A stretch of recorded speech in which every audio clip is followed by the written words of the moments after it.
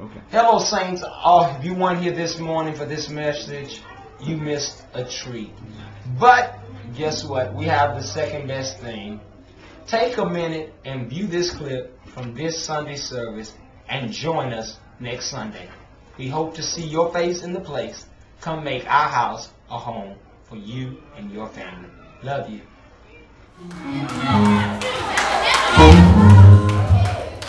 See? The devil. We are so religious that we know earthly good to our spiritual calling. Because never say never, because child, I was saved. Get away from her. Get away from him. Get away from her. Get away from them. They're trying to steal your joy. They're trying to steal your peace. They're trying to put your candle out. You better get away from them. All right.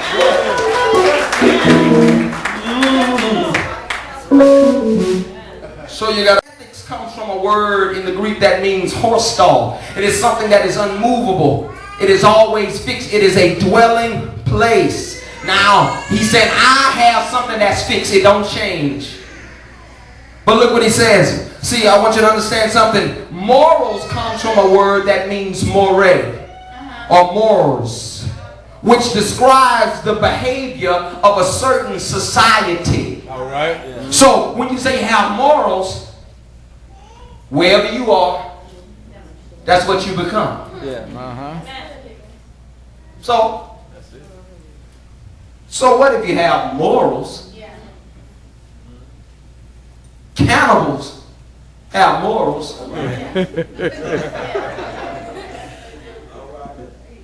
The man who cheated you and sold you that hoopty had morals.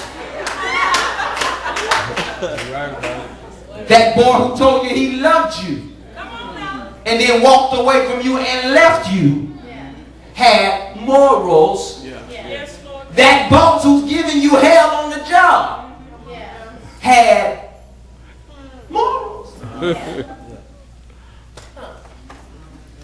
But what you want to have is ethics, something that's fixed, something that does not change. The text says, look at it, that verse 10, that he knew the law, but he did not hide his habits. Change his habits or hide his location. Look at verse 10. Verse 10, it said, look, now when Daniel knew the document was signed, he entered his house. Look at that text. Look at that.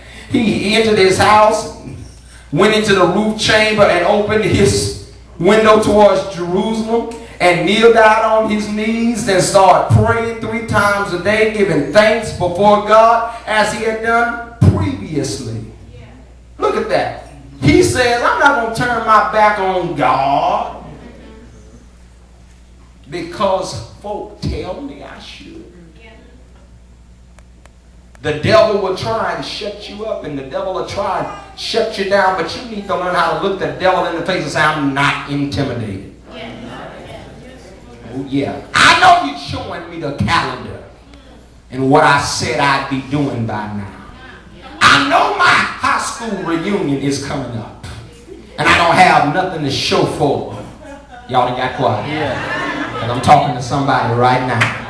Oh, but you got to be able to say, I'm not intimidated. I know all my girlfriends are married, but I'm not intimidated. I know everybody around me has their degree, and I'm the only one still working at 7-Eleven, but I'm not intimidated. Daniel continues to pray 3 times a day. His faith is not shaken. He is committed to God.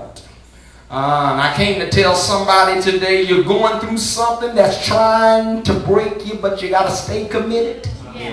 You got to stay focused. You got to stay faithful. Don't bow. Don't cower. Don't hide. Just keep on busting out every day you get a chance.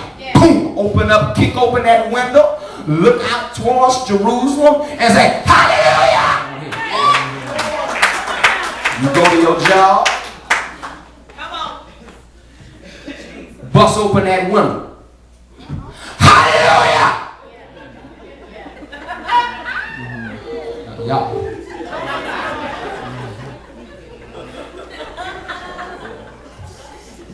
the grocery store. And you see that thing that you attract coming up behind you. When you go to pick up that lunch meat. I'm country. Say, hallelujah!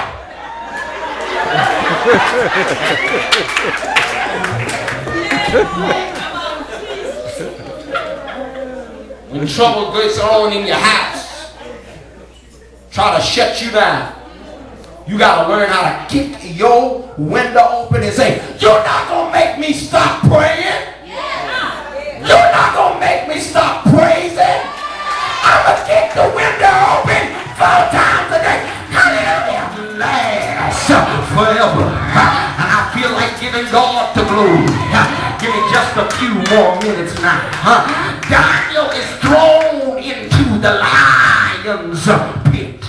It's dark now. There is a covering over the pit now. The stars are gone.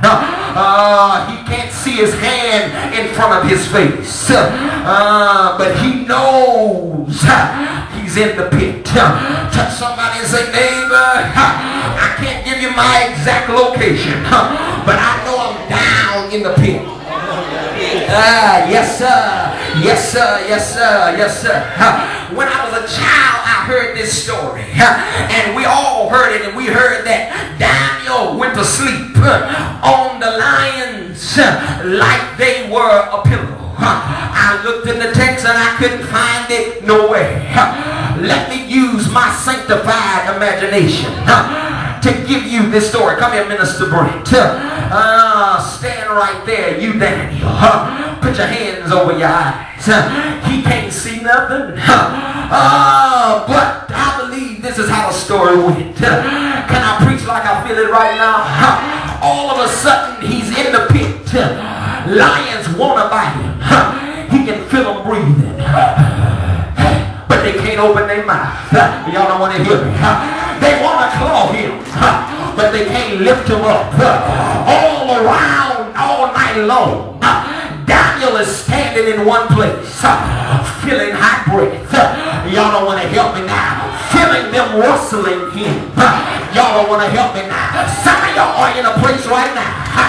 You can't see the devil, but you can smell him all around you. I feel like giving God praise now. You can feel it everywhere. He's all around you. He's trying to open up his mouth, but at most, all he can do is say, and so you hear the devil growling all night long. Some of you right there growling. You hear it all night long. Ain't no sleeping in a pit with no lions. That just ain't gonna happen. But he's down there and he feels the breath. Can't you see him in the dark?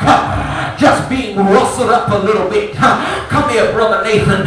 It ain't just one lion. Come on, help me. You be another lion. You got baby lions clawing at his ankles. Everybody trying to be her. You got your children acting up, baby lion. You got that bill all around you, big old lion. You got trouble on every side, big old lion. But at most, he can breathe on you. At most, he can nudge up against you. But touch somebody and say, neighbor, thank you. He can't bite me. I'm in the dark